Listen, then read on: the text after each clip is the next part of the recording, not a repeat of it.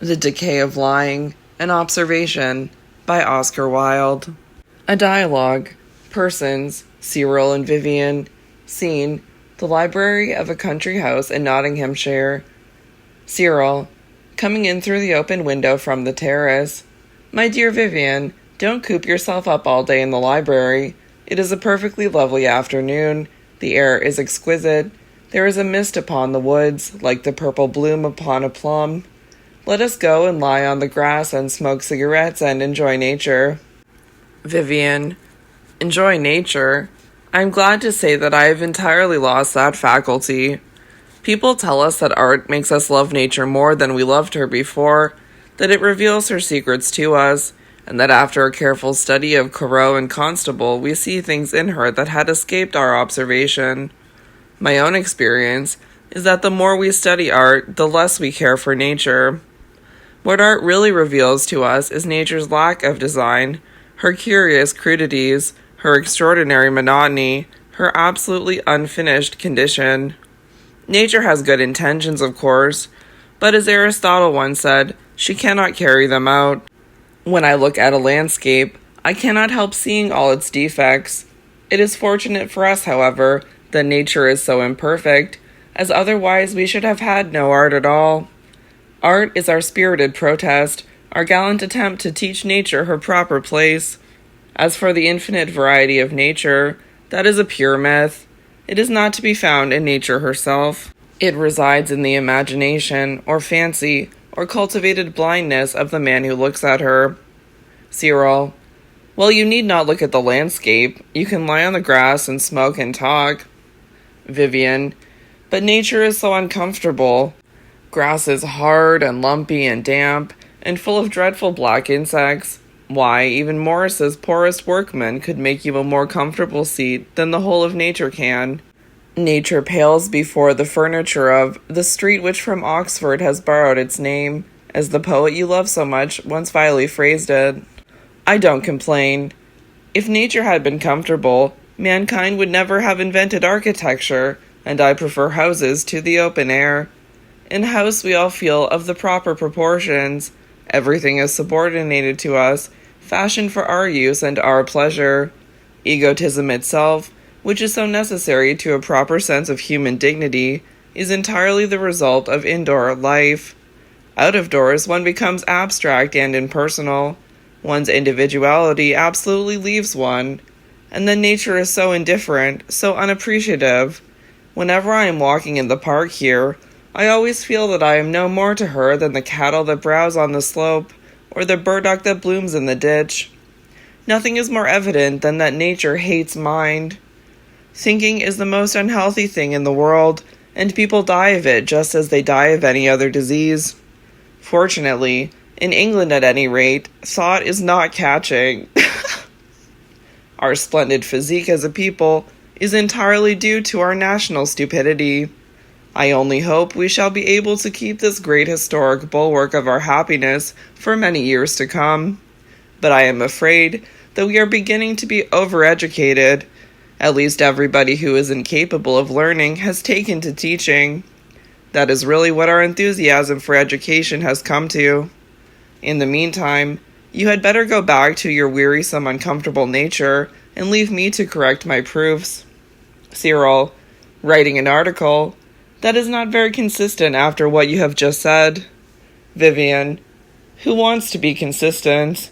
The dullard and the doctrinaire, the tedious people who carry out their principles to the bitter end of action, to the reductio ad absurdum of practice. Not I.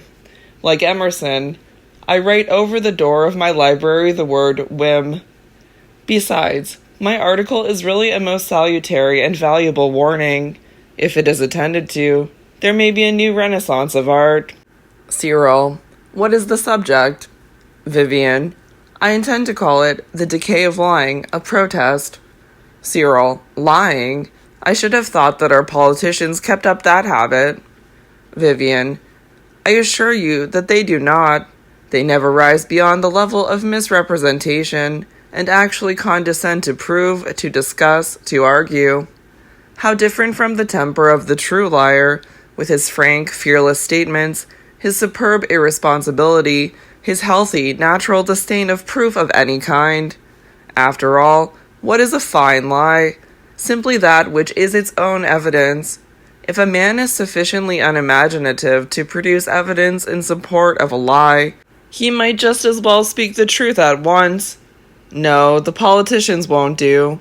Something may, perhaps, be urged on behalf of the bar. The mantle of the sophist has fallen on its members. Their feigned ardors and unreal rhetoric are delightful.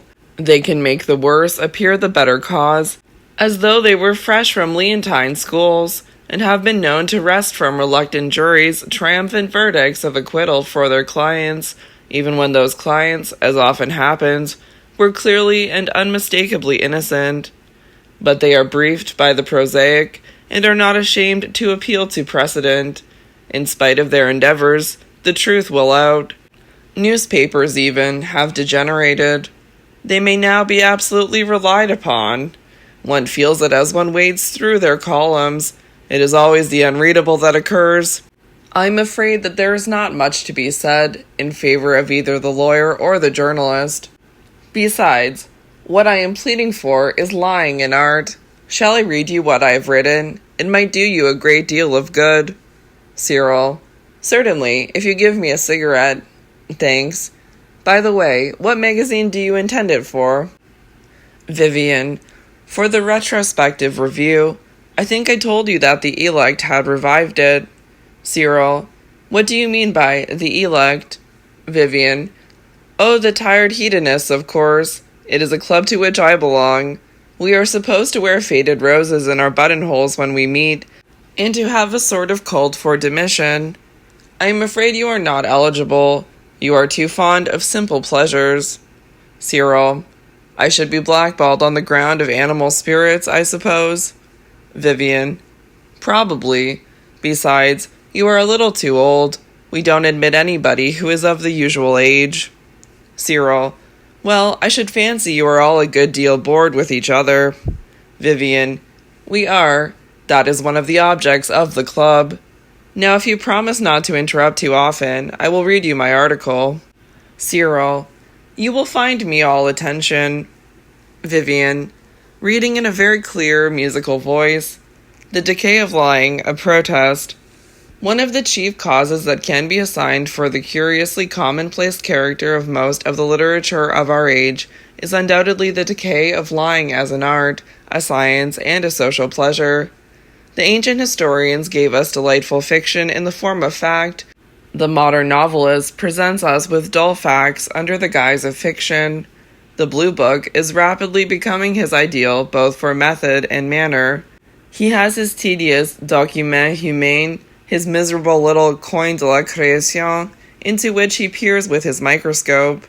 He is to be found at the Librairie Nationale or at the British Museum, shamelessly reading up his subject.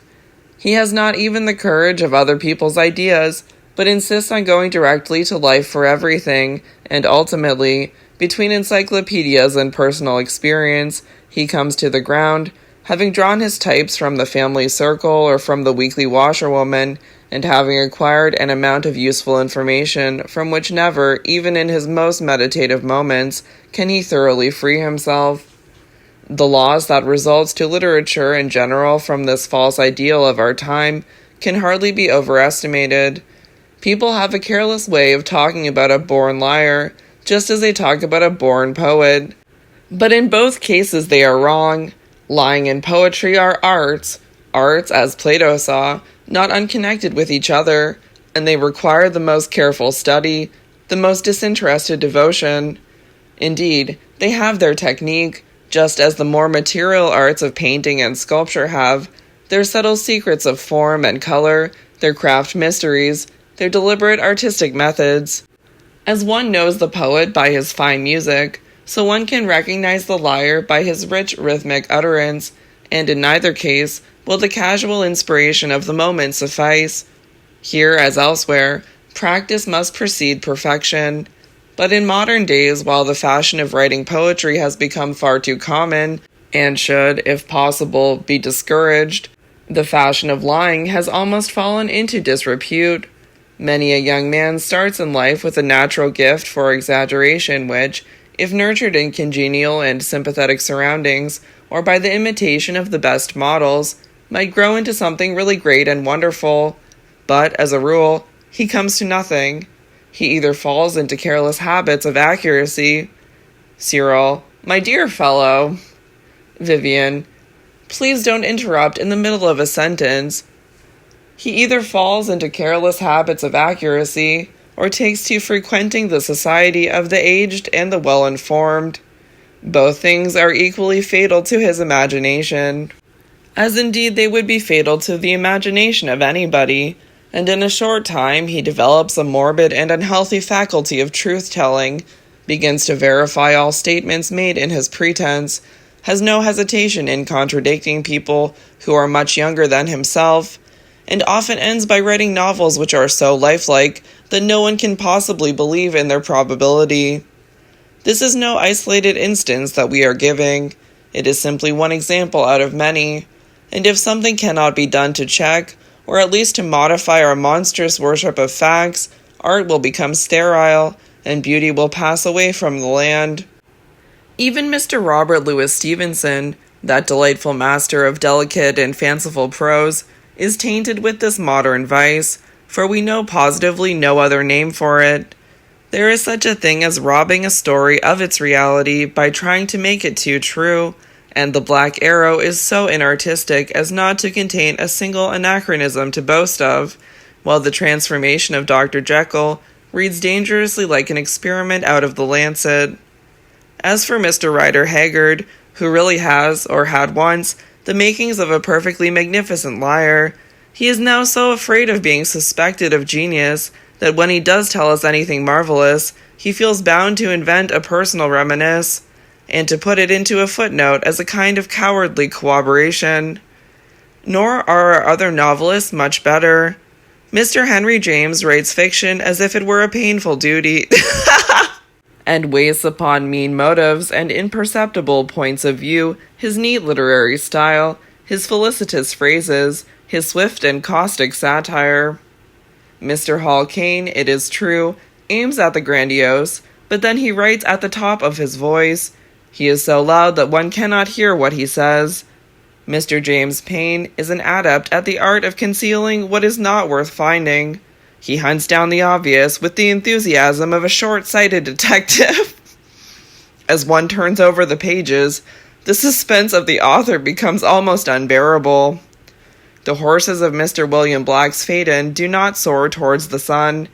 They merely frighten the sky at evening into violent chromolithographic effects. On seeing them approach, the peasants take refuge in dialect. Mrs. Oliphant prattles pleasantly about curates, lawn tennis parties, domesticity, and other wearisome things. Mr. Marion Crawford has immolated himself upon the altar of local color. He is like the lady in the French comedy who keeps talking about le beau ciel d'Italie. Besides, he has fallen into the bad habit of uttering moral platitudes. He is always telling us that to be good is to be good, and that to be bad is to be wicked. At times he is almost edifying. Robert Elsmere is of course a masterpiece of the genre ennuyeux, the one form of literature that the English people seems thoroughly to enjoy. A thoughtful young friend of ours once told us that it reminded him of the sort of conversation that goes on at a meat tea in the house of a serious nonconformist family, and we can quite believe it. Indeed, it is only in England that such a book could be produced. England is the home of lost ideas. And as for that great and daily increasing school of novelists for whom the sun always rises in the East End, the only thing that can be said about them is that they find life crude and leave it raw. In France, though nothing so deliberately tedious as Robert Elsmere has been produced, things are not much better. Monsieur Guy de Maupassant, with his keen mordant irony and his hard vivid style, strips life of the few poor rags that still cover her, and shows us foul sore and festering wound.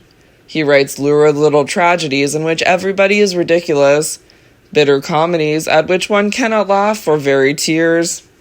Monsieur Zola, true to the lofty principle that he lays down in one of his pronunciamentos on literature, L'homme de génie n'a jamais d'esprit is determined to show that, if he has not got genius, he can at least be dull, and how well he succeeds.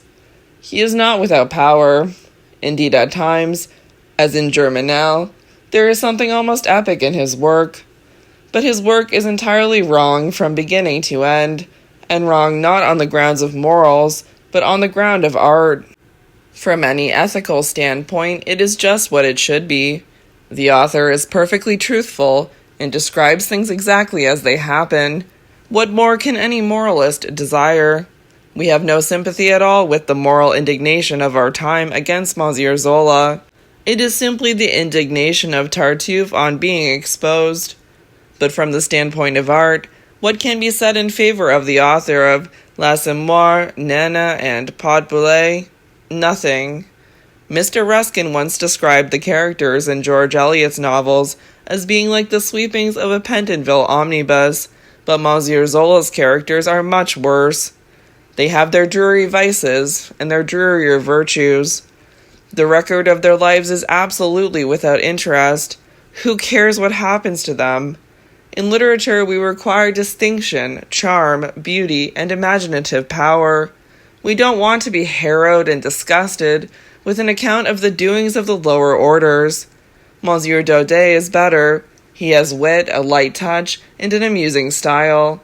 But he has lately committed literary suicide.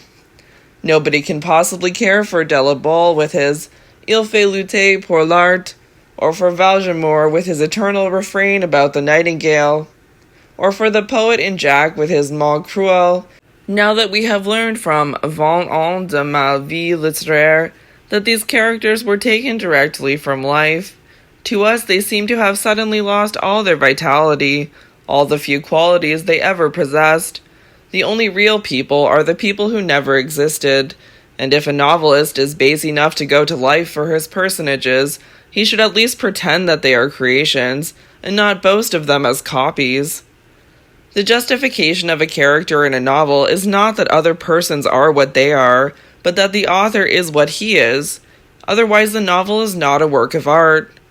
As for Monsieur Paul Bourget, the master of the roman psychologique, he commits the error of imagining that the men and women of modern life are capable of being infinitely analyzed for an innumerable series of chapters. In point of fact, what is interesting about people in good society, and Monsieur Bourget rarely moves out of the Faubourg Saint-Germain except to come to London, is the mask that each one of them wears, not the reality that lies behind the mask. It is a humiliating confession, but we are all of us made out of the same stuff. In Falstaff there is something of Hamlet. In Hamlet there is not a little of Falstaff. The fat knight has his moods of melancholy, and the young prince has moments of coarse humor. Where we differ from each other is purely in accidentals, in dress, manner, tone of voice, religious opinions, personal appearance, tricks of habit, and the like. The more one analyzes people, the more all reasons for analysis disappear. Sooner or later one comes to that dreadful universal thing called human nature. Indeed, as anyone who has ever worked among the poor knows only too well, the brotherhood of man is no mere poet's dream. It is a most depressing and humiliating reality. And if a writer insists upon analyzing the upper classes, he might just as well write of match girls and costermongers at once. However, my dear Cyril, I will not detain you any further just here. I quite admit that modern novels have many good points. All I insist on is that, as a class, they are quite unreadable. Cyril, that is certainly a very grave qualification, but I must say that I think you are rather unfair in some of your strictures. I like The Deemster and The Daughter of Heth, and Le Disciple, and Mr. Isaacs, and as for Robert Elsmere, I am quite devoted to it. Not that I can look upon it as a serious work. As a statement of the problems that confront the earnest Christian, it is ridiculous and antiquated. It is simply Arnold's Literature and Dogma, with the literature left out. It is as much behind the age as Paley's Evidences, or Colenso's method of biblical exegesis. Nor could anything be less impressive than the unfortunate hero gravely heralding a dawn that rose long ago, and so completely missing its true significance that he proposes to carry on the business of the old firm under the new name. On the other hand, it contains several clever caricatures and a heap of delightful quotations, and Green's philosophy very pleasantly sugars the somewhat bitter pill of the author's fiction. I also cannot help expressing my surprise that you have said nothing about two novelists whom you are always reading, Balzac and George Meredith. Surely they are realists, both of them. Vivian: Meredith. Who can define him? His style is chaos illuminated by flashes of lightning. As a writer, he has mastered everything except language. As a novelist, he can do everything except tell a story. As an artist, he is everything except articulate. Somebody in Shakespeare, Touchstone I think, talks about a man who was always breaking his shins over his own wit, and it seems to me that this might serve as the basis for a criticism of Meredith's method. But whatever he is not a realist. Or rather, I would say that he is a child of realism who is not on speaking terms with his father. By deliberate choice, he has made himself a romanticist. He has refused to bow the knee to Baal, and after all, even if the man's fine spirit did not revolt against the noisy assertions of realism, his style would be quite sufficient of itself to keep life at a respectful distance. By its means, he has planted round his garden a hedge full of thorns, and red with wonderful roses.